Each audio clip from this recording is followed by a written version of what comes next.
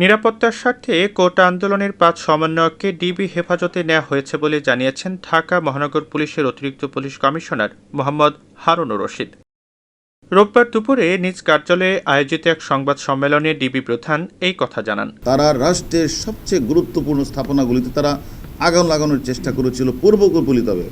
সেই কারণে আমি মনে করি আবার তাদেরকে কোনো কিছু করে আবার যদি তারা আন্দোলনের কোনো কিছু করতে চায়, সে কারণে আমি মনে করি নিরাপত্তার স্বার্থেই কিন্তু তাদেরকে আমরা আমাদের ডিবি হেফাজতে নিয়েছি। এ সময় ডিবি প্রধান বলেন, প্রশ্ন আসতে পারে যে শুধু তাদের ক্ষেত্রে কেন নিরাপত্তার বিষয়। মনে রাখতে হবে এই লোকগুলোকে কেন্দ্র করে অর্থাৎ কোমলমতি শিক্ষার্থীদের ঘিরেই কিন্তু অসাধু চক্র একটা গণতান্ত্রিক সরকারের পতন ঘটাতে চেয়েছিল। যে শুধু তাদের ক্ষেত্রে কেন, আপনারা জানেন এই লোকগুলিকে ঘিরেই, এই কোমলমতি শিক্ষার্থীদেরকে ঘিরেই কিন্তু একটি অসাধু চক্র জামাত বিএনপি, যারা তাদের সুযোগকে অনুপ্রবেশ করে তারা ঢাকা শহরকে, তারা একটা গণতান্ত্রিক সরকারকে তারা পতন ঘটাতে চেয়েছিল। কোটা আন্দোলনের সমন্বয়কদের ডিবি হেফাজতে ঠিক কতদিন রাখা হবে, এই প্রশ্নের জবাবে ডিবি প্রধান বলেন, এই বিষয়ে আমরা সমন্বয়কদের সঙ্গে কথা বলবো এবং তাদের পরিবারের সঙ্গে কথা বলবো।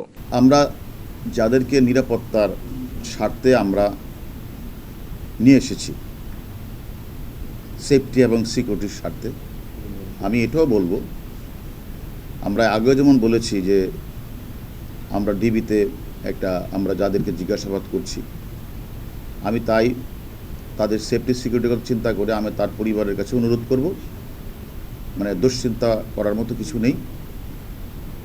আমরা মনে করি তাদের সেফটি সিকিউরিটি আমরা দেখছি এবং তার পরিবার যেন নিশ্চিন্ত থাকে, সেটা আমরা তাদেরকে আশ্বস্ত করতে চাই।